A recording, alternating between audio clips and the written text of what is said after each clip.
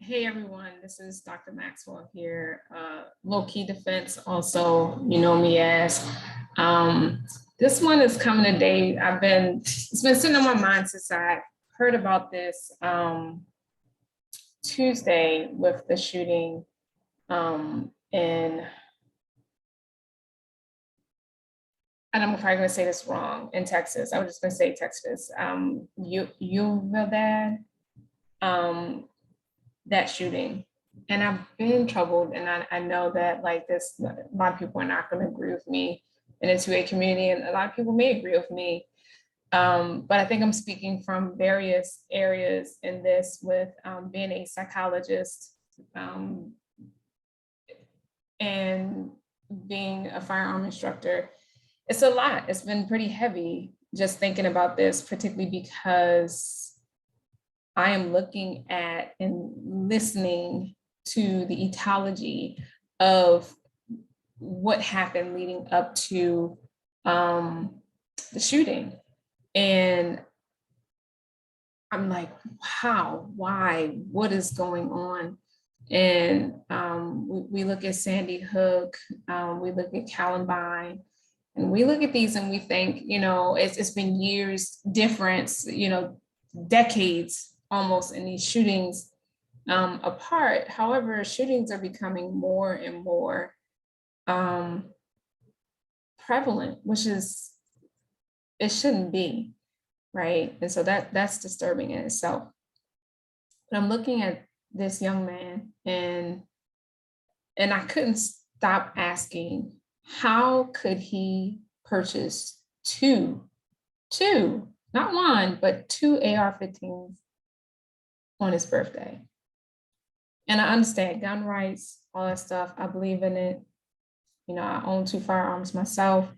I'm a firearm instructor. I believe in being able to protect yourself in dangerous situations. And yet, I truly disagree with him being able to purchase 2 AR-15s for his birthday. And I don't know the intent. I don't know if that was his intent. I don't know if he snapped. But someone who can go into a school, elementary school, a middle school, and a high school, in a movie theater, and shoot up people, no respect of life. Or maybe they do. I don't know what's going on in their head, but as a psychologist, I do know psychological disorders exist and that lead to things like this. We deal with a system that we do not give too much attention to psychological disorders. And I know that like lately in the past 10 years, it's been a big thing, especially after COVID, like, trust me, my caseload shot up and I was in the midst of COVID, and we're still in the midst of COVID, but I get it. And at the same time, we're missing it. We're missing it. We are truly missing it, because when you speak to his family members and his friends, so much is going to come out. He shot his grandmother. That's a problem. And I've been traveling. I know some of you guys see my post that I've been traveling, and I'm not big one to like turn on the news and watch this stuff over and over again. I have to protect my sanity. I know enough to be able to sit with my clients. And at the same time, I do not want to be desensitized to these things. But there was signs. We talk about red flags. There were red flags. I can guarantee you there were red flags.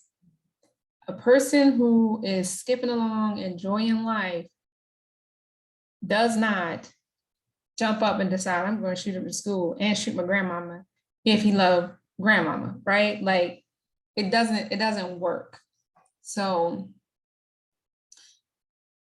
I don't know. I have been praying, because this, I mean, we talking about the shooting in Buffalo recently happened. We're talking about shootings in Grand Rapids that I know about connected to. And there are so many more shootings that we probably aren't even hearing about because we live in different states, but it's happening. And so other than the fact that something is happening in the world, besides, understanding spiritual connections to that, but we also need to look at the practical implications of how do we get here? Why do we have a system that's not truly checking for mental health disorders? And I'm not saying everybody who has mental health disorders is going to go shoot up school. No, because I sit with clients who they have mental health disorders and they don't even think about buying a gun for themselves, and they would have respect for life.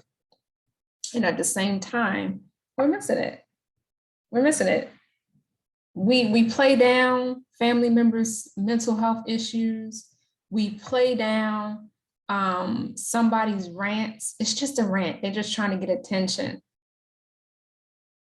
Virginia Tech. That young man cried out. And we see what happened. There are red flags. There always are. When you look at the etiology of a shooting like that, you will see in the person's past that there were signs. I think we need to get better at this, because I don't think we can change things fast enough to stop this. But as a psychologist who sits with this heaviness herself, and a firearm instructor wondering, how do I contribute to the change? And as a Christian who cries out to God, saying how, why, I feel conflicted in all areas. And at the same time, what can I do? And I think us in the 2A community, we need to do something. We all need to contribute somehow. This has to change. Y'all who are firearm instructors, y'all need to connect with mental health professionals. You need to connect with mental health professionals, because you need to know who is coming in your classroom. You need to know what you're looking at. I've told a story. If you watch Smart Shooters LLC on YouTube, I've talked about a story of working with somebody who was in our CPL class dealing with PTSD. People have stories that they can tell you. They've watched people commit suicide in shooting ranges. People can tell you stories. And I can guarantee you that every gun salesman can tell you a story about somebody who came in there who was just a little off, but they couldn't put their finger on it. They may have had a gut feeling, the question of a sale. But if the background check works, and a person checks no and smart enough to check no with mental health disorders, because nobody wants to be flagged and not be able to buy a gun. We got to do better. I just figured I'd put this out here because we got to do better. And I don't know what it is for us to do better, but firearm instructors, those who are in the 2A community, policy writers, we need to connect with mental health clinicians, mental health professionals that can help in potentially policy writing or ways to be able to screen better. Or any trainings that can go on. Like, I just got to Texas and I'm like, man, and I'm a psychologist, I own my own business. I would love to consult with that county that's going through all that. And I'm sure they have people on site and all that stuff. So I'm not going to insert myself. That's that's unethical. But knowing that I'm in this community, a 2A community, I know that I'm developing a voice that can be heard. And I would love to have discussions with anybody who wants to about this. You watch this video, I'd love to have a discussion because it needs to be had. We need to make some changes. We can't jump straight to what they're taking out gun rights away. I understand that, and I know the policies and the laws and what they're doing, they're changing all stuff, and I agree with that. But a young man, 18, because developmentally, he's impulsive. Most adolescent boys are impulsive at the age of 18. So impulse control is not had. So him buying 2 firearms, 2 AR-15 high power rifles, no, I don't think he should have been able to. Especially if grandma knew about it, because grandma know where he was standing. Grandma knew where he stood. His family members knew where he stood. Should not have happened. That's it. Dr. Max, Dr. Cassie, Low-Key Defense, saying my 2 cents. Hopefully we can start a discussion on this. Like, subscribe, comment below. Later.